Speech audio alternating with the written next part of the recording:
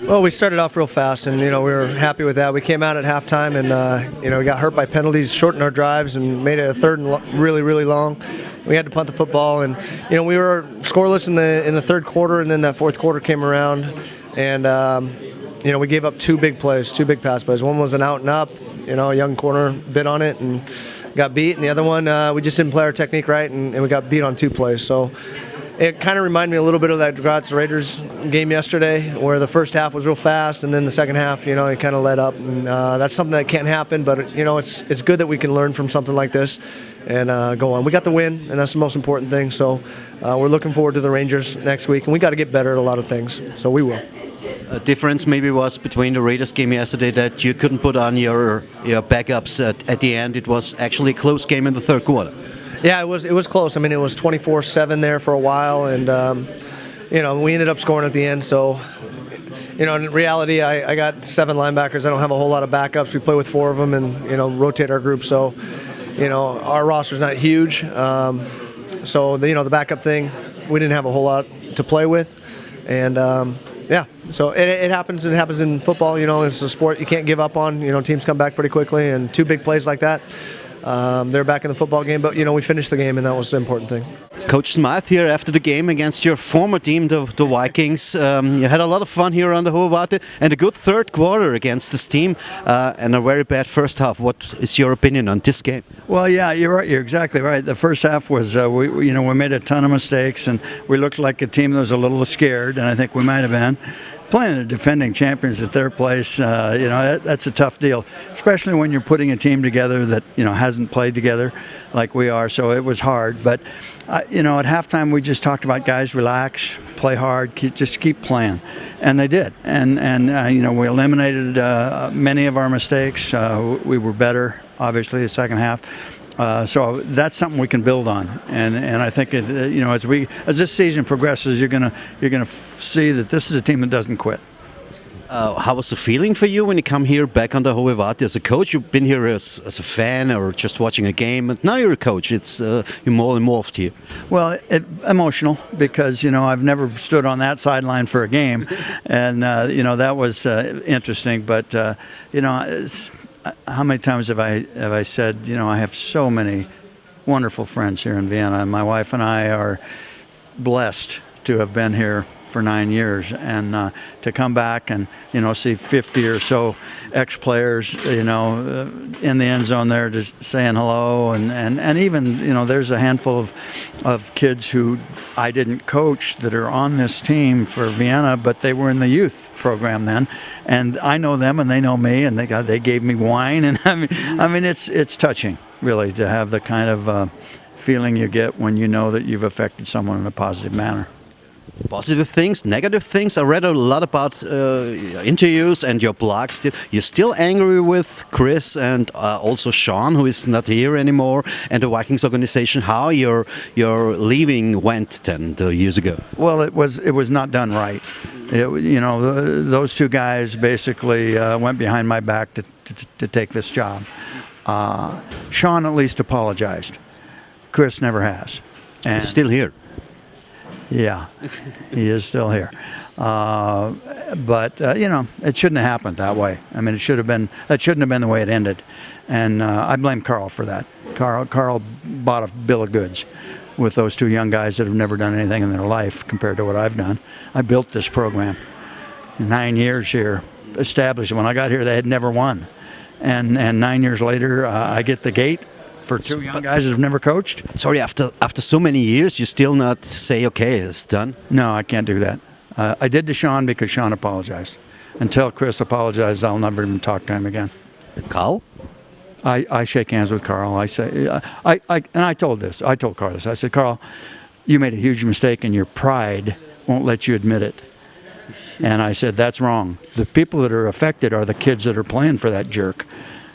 Okay, those are the ones he should be apologizing to, not me. He didn't have to apologize to me. Well, obviously we started out slow. I think anybody that watched the game can see that, and I think that can be attributed to many things. We have a new team coming together for the first time for our first true game action. We came out here, we played the defending champs. That was no secret. They're a very good football team. Vienna had a lot of weapons and did a lot of good things, but I think the thing that I will most take from this game is how proud I am of my guys that we didn't give up. We came out in the second half, we were down, and we fought back. Our defense played a hell of a second half, and we battled, and we never quit. And I think that's something that we can build on from this point forward. What do you think about the game yesterday? I think that there was a couple situations that the Raiders took advantage of, and Graz didn't. Graz had this huge long drive at the beginning of the football game, and on fourth down they didn't punch it in, and the Raiders went all the way back down the field and scored. And then I think what kind of broke it open a little bit was that right at halftime, the Giants had the ball on fourth down and didn't get the first down. I think it was with a minute left, and they scored right before half to make it 21-0. So, there's times in that I see in the situations that didn't go in Graz's way, but the Raiders, like every year, very well coached, and they looked pretty good. So we got them down the road. We'll focus on the Rangers, but it's shaping up to be another tough AFL season. Talking about the Rangers, they had no victory last year, 10 losses, but this year they have new imports in the program, which look pretty good.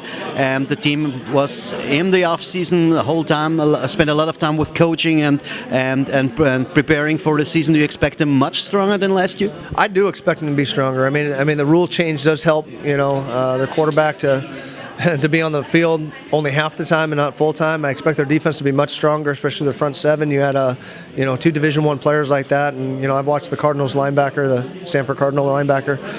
He looks like a dominant football player. So, we'll see. I think our strengths will be on the outside with our receivers against their DBs, but we'll see how that all goes. They're going to be better, and we got to get ready for the option this week. That's not an easy deal because we never face the option as far as under center and wing motion and that type of stuff. So we got our work ahead of us. Okay, congratulations to this first victory, and good luck for the rest of the season. Thanks, Walter. Looking at your next opponent, the Swaco Raiders, a very tough team. They beat yesterday the Giants in big style at the Tivoli. Come to Prague. What do you expect? We're into the fire again. They're very impressive. Some really good veteran players, obviously, but they've got some fine young players, and that's a good football team. If we can build on what we did in the second half here and try to play closer to a full game next week, I think it could be a good game. But if we don't, it'll be kind of like this one. It'll be over at halftime. I watched the game yesterday. I've been seeing a little bit of what Swarco has to offer, and they also are a very good football team. So, as I said, we can build on some things from this game, but we got to make some corrections, and we got to be ready to go next week against probably an even better opponent in the Raiders. So, like I said, I'm proud of this team, and we did a lot of good things today in the second half. We got to keep the momentum coming, and come out next week and have an even stronger full game performance. Last night, I received an email from a guy called Gary Shoop. Do you know him? Yeah, that's my father. That's my father, probably trying to find out how to watch the game. With that being said, we'd love to say hello to everybody back home watching. I appreciate all the support, and we're gonna keep getting them. Obviously, in this league, there's the Graz and Danube are nipping at the heels of the Raiders and the Vikings, and we have to get into that mode. We have to be competitive enough and good enough to beat one or both of those teams once or twice, and that's not going to be easy. But everybody's trying to be as good as the top two teams, and that's not going to happen overnight. Okay, thank you very much, and see you next week on Raiders TV. Also, the thing will be live in whole world to see against the strong team from Tyrol. Yeah, exactly right. And I know those people pretty well, so it'll be fun. I hope it's competitive.